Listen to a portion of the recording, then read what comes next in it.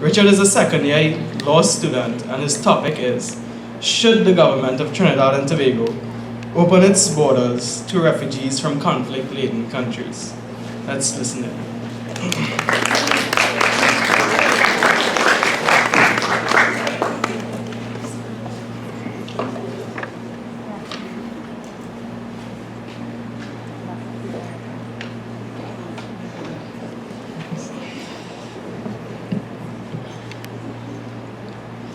I await the day a Trinidad and Tobago representative can stand in front of a crowd and announce the imminent arrival of refugees. While we are a small island, we have the drive and the will to make a difference. By opening our borders to refugees, we take our first steps to being acknowledged as the great humanitarian nation we are. The world might have changed in many ways, but one way it didn't is in the clear fact that we still need mankind to act as humans.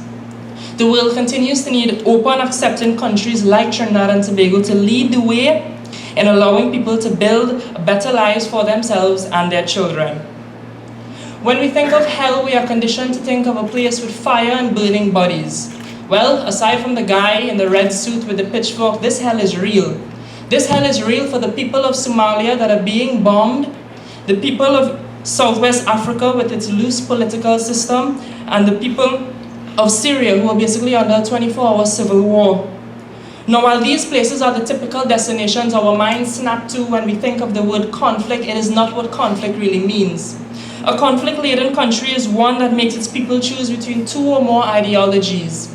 It could be based on cultural, economic, or even ethnic grounds, but it must be so serious that it eventually tears its nation apart to the point where the people are either forced to pick for or against. At the end of 2014, there were 19.5 million refugees worldwide, and so far 59.5 million people have been dubbed asylum seekers. Our world has not seen so much devastation and displacement since World War II. With the USA accepting 80 to 85,000 and the UK accommodating 200,000 in the last 2 years, the burden rests on small nations to balance this equation and save mankind from itself.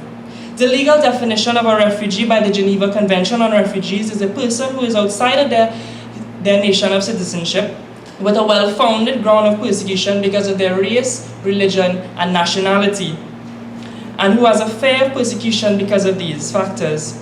While this might be their definition, this is not in fact what a refugee is. They are the thousands of men, women, and children attempting to cross the Somalia desert right now. They are the thousands of injured resting outside aid tents in Lebanon, and they are the victims of a war they wanted no part of. We look to them and see suffering, but hidden among them is the key to humanity. I'm not saying all refugees are good, and I'm definitely not saying we should just blindly open our borders to anyone who deems themselves a refugee. No, the truth is there's a very real possibility of the spread of radicalism, a draining on our resources, and other economic concerns. But the truth remains, just as these concerns are real, so too is the very real fact that these human beings need our help, and I believe the potential benefits outweigh these concerns.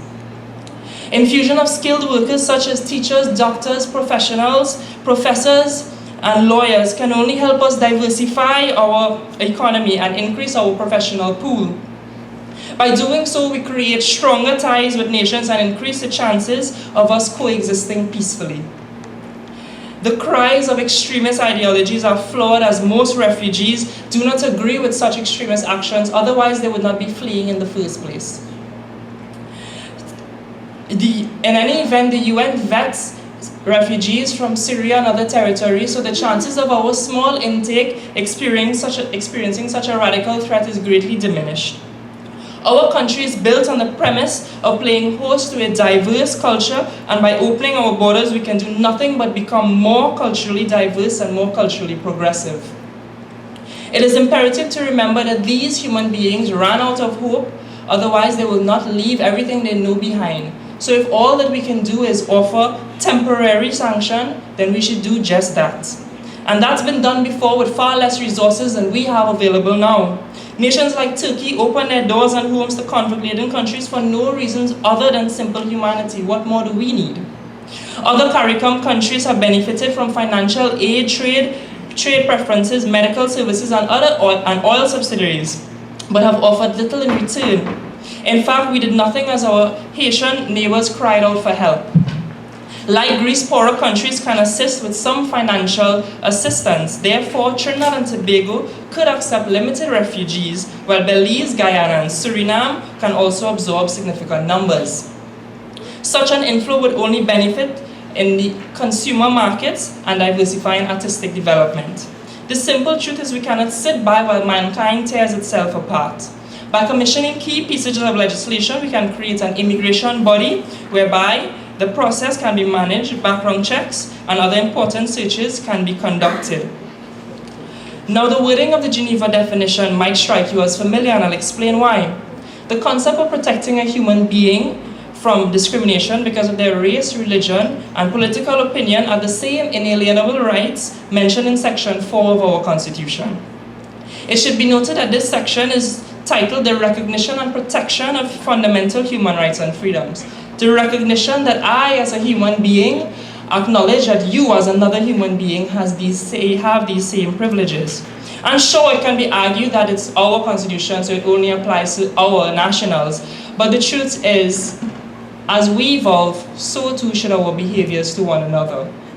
And let's face it, the simple fact is the only difference between us and anybody else is that we were born 10 degrees off the equator, and they were born anywhere but. So for no other reason but that, I think we should open our borders to refugees.